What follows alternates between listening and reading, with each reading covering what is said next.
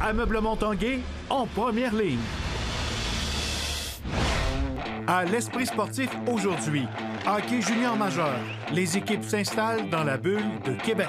Moi, je suis très excité de pouvoir rejouer une game, puis je pense que c'est pareil pour toute l'équipe.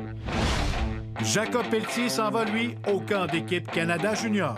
J'ai beaucoup de déceptions, puis je m'en vais là en mission. Et rien n'arrête l'alpiniste François Guitty-Vierge, même pas la pandémie.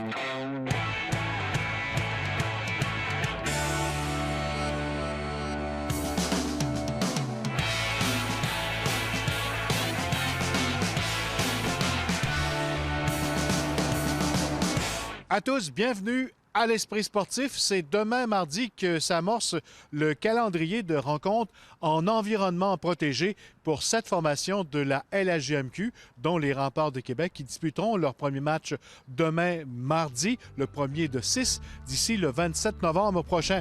Aujourd'hui, c'était l'arrivée des équipes dans leur bulle.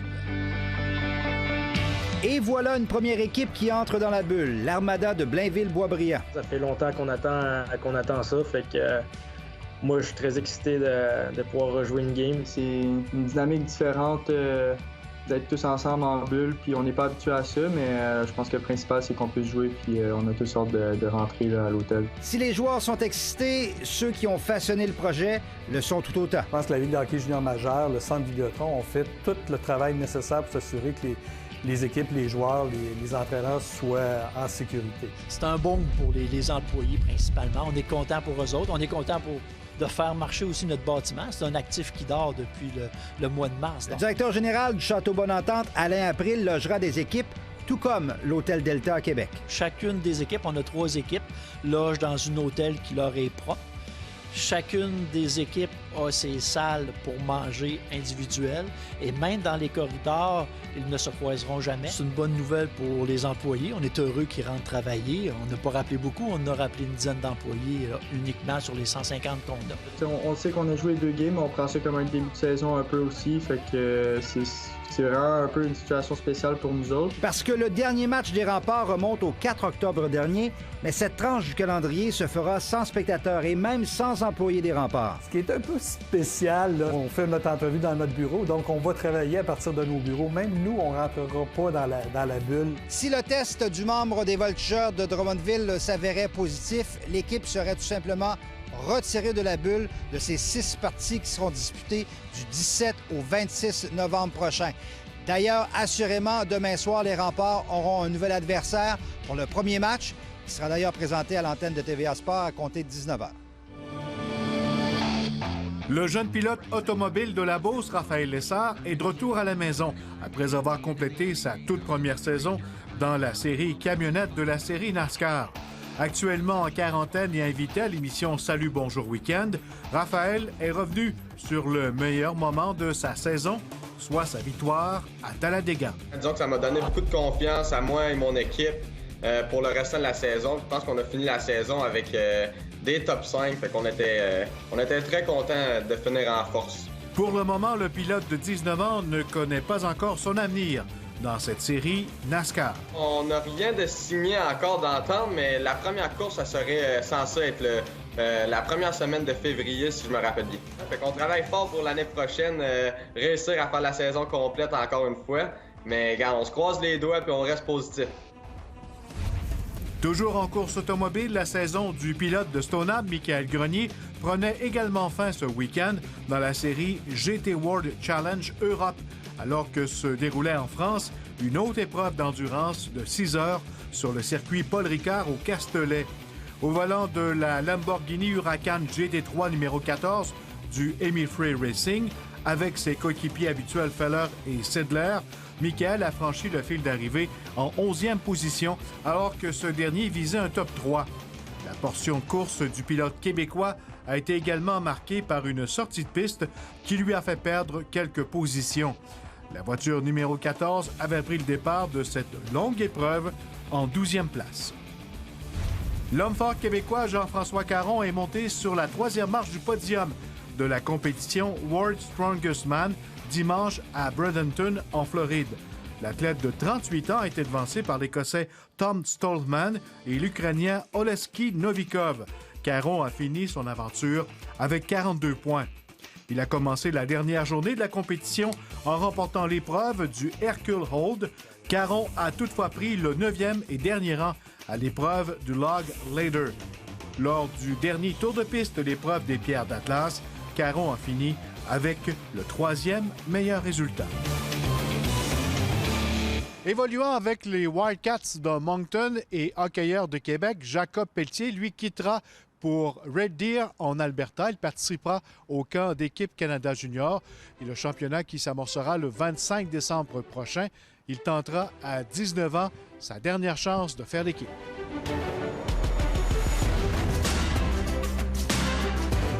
C'est la dernière chance pour Jacob Pelletier de percer l'alignement d'équipe Canada Junior. Une commotion cérébrale l'avait privé l'année dernière. Pour ça, j'ai été très déçu de ne pas avoir une chance dans le fond de me prouver pour faire le club. Fait que c'est ça, j'ai beaucoup de déceptions. Puis je m'en vais là en mission. Là. En mission et bien placé, lui qui fait partie du giron d'Hockey Canada depuis quelques années. Il a d'ailleurs déjà pris part au championnat des moins de 17 ans et 18 ans. Et il y a aussi la présence d'André Tourigny derrière le banc de l'équipe canadienne. Ben écoute, je l'ai eu au Linka Gretzky, puis je pense que ça a vraiment bien été. Donc, reste à voir, je pense pas que c'est un avantage, je pense pas que c'est un désavantage. Je pense que pour lui, on part sur le même pied d'égalité tout le monde. D'ailleurs, Jacob Pelletier croit qu'il devra être meilleur au camp d'entraînement d'équipe Canada Junior qu'à ses débuts avec les Foreurs de Val-d'Or, même s'il a récolté jusqu'ici 10 points en 7 parties, dont 3 buts. Est-ce que je joue mal? Non. Est-ce que je suis capable de jouer encore mieux? Oui. Fait que c'est positif.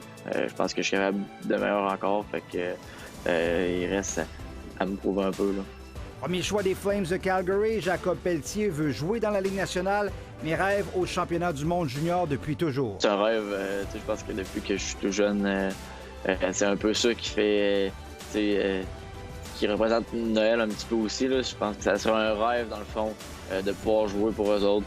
Puis, dans le fond, d'être celui que les jeunes regardent un peu. Là. Un prochain championnat du monde de hockey junior qui, avec l'absence de la Ligue nationale, sera regardé plus que jamais.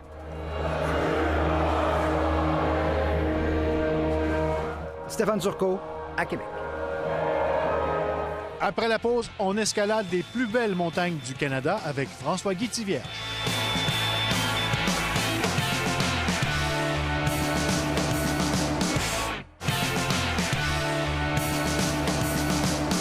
Malgré la pandémie, c'est au Canada que se poursuit le fameux défi de François-Guy Tivierge, soit de monter 55 montagnes en 55 mois. Il revient tout juste de l'Ouest canadien.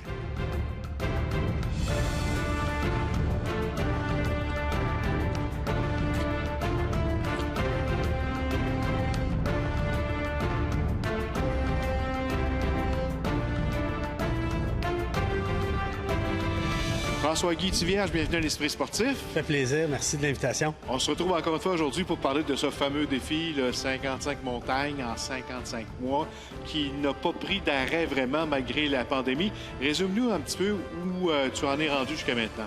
Bon, on a commencé en septembre 2019, ça a bien été. Je suis allé monter 3 belles montagnes en Italie, en France puis en Suisse. Et puis par la suite... pendant le temps des fêtes, je suis allé en Argentine puis aussi en Amérique centrale. J'ai fait 5 sommets en Amérique centrale en 10 jours. Ça a été un exploit, un marathon de montagne. Par la suite, l'Argentine, où j'ai tenté l'ascension du Cerro Torre. Puis on a réussi à faire 2 ascensions autour. En mars 2020, je suis allé dans les Rocheuses canadiennes pour faire des grandes parois de glace que je rêvais de faire, comme Whipping Wall, etc. Ça a bien été. On est arrivé dans l'Ouest canadien, j'avais une montagne qui s'appelle Castle Mountain, qui est située entre Banff et Lac-Louise. Une grande montagne qui ressemble d'une couronne de roi. Puis il y a une buttress qu'on appelle, qui était dans ma mire depuis 25 ans.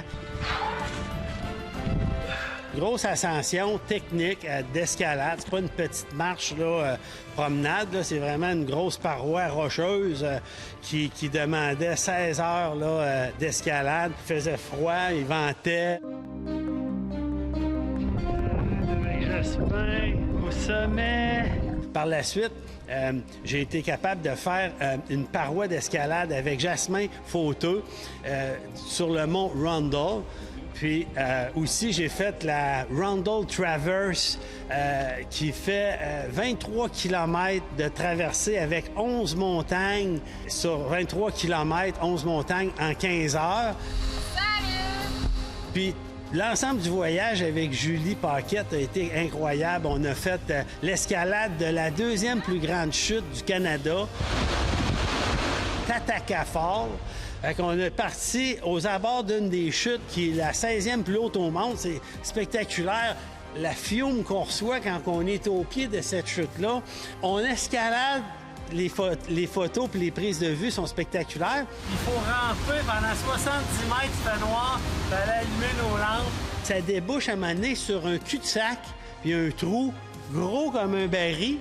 Puis là, c'est une traversée avec les lampes frontales dans un tunnel de 70 mètres qui traverse pour sortir à côté d'une chute, le haut de la chute Tataka Fall. Puis il reste un petit bout à faire pour arriver au sommet. Ça a été une bénédiction. Comme j'ai 4 ans pour compléter mes 55 montagnes, je risque de retourner dans l'Ouest canadien pour escalader les montagnes qui restent à checker là, au Canada.